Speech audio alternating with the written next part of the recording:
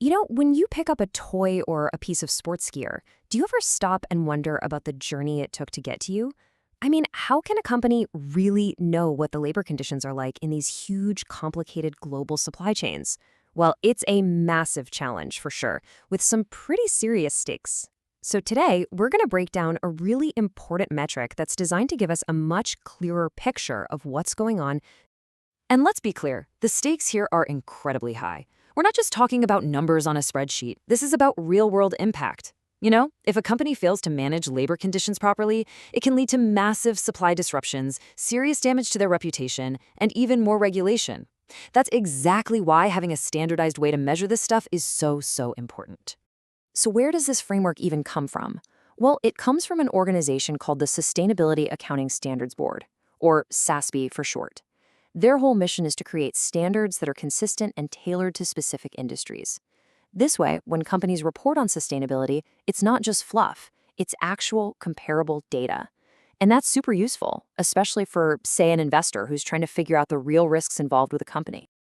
All right, so here's how we're going to break it all down. First up, we'll get into the weeds of the supply chain challenge itself. Then, we'll look at how issues are actually identified, what counts as a problem. After that, we'll get to the good stuff, the accountability formula. And to wrap it all up, we'll put it all together and see what these numbers tell us in the real world. Okay, let's kick things off with the challenge. Why are we focusing on toys and sporting goods? Well, it really boils down to one thing. This industry relies heavily on this massive, sprawling global network of third-party manufacturers. And trying to keep an eye on all of that, it creates some seriously complex challenges. And the risks are no joke. We're talking about really fundamental stuff, Things like worker health and safety, making sure people are paid fairly, and preventing things like forced labor. These problems get even worse when factories are in places with weak labor laws.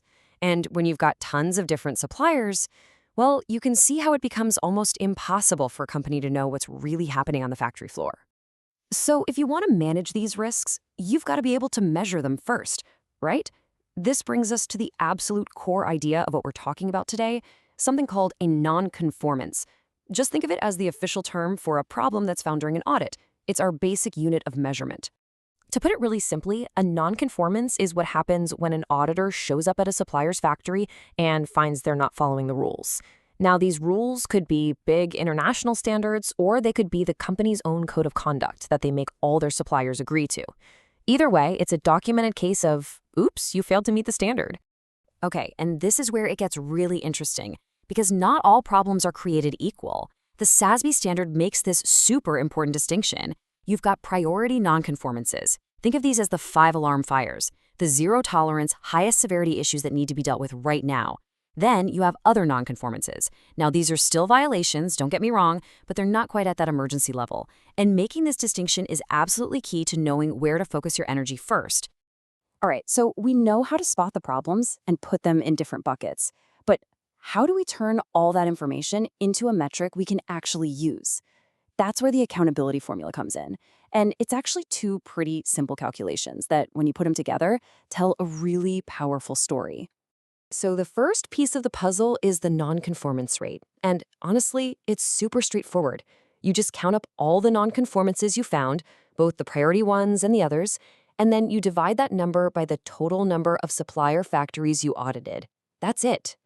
And what this number tells you is how widespread the problems are. It's not just about the raw number of issues, it's about how common they are. So a really high rate, that suggests problems are kind of everywhere. A low rate, it means they're probably more isolated incidents. It's all about the scope of the issue. But hey, just finding the problems is only half the story, right? The second calculation is all about the follow-up. It's the corrective action rate.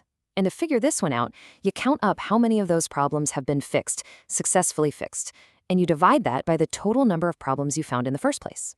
And this rate is awesome because it tells you how effective a company is at actually cleaning up its own mess. If you see a high corrective action rate, like, say, 95%, that's a great sign. It means the company isn't just pointing fingers, it's actively working with its suppliers to fix things. It's really the ultimate test of whether they follow through. Okay, let's zoom back out. Now that we have these two rates, what do they really tell us? What's the big picture here? So this metric, which has the fancy code CG-TS-430A.2, doesn't just float around by itself. It's meant to be looked at alongside another key number, the total number of factories the company actually audited. Because when you know both, how many places they looked, and what they found and fixed, that's when you get a really complete picture of how seriously they take this stuff. So at the end of the day, these two simple-sounding rates reveal a ton. They show you how much a company can actually see into its own supply chain. They show you how good they are at managing risk. And that high corrective action rate we talked about, that really shows a genuine commitment to making things better, not just finding faults. And all of this circles right back to protecting the brand's value and its reputation, which is huge. So the next time you come across numbers like these, I want you to stop and think about the story they're telling. Is this a company that's digging in, looking for problems, and then actually fixing them? Or is there something missing from the story? Because these numbers are a super powerful way to judge how much control a company has over its products. And maybe even more importantly, how much it cares about the people who make them.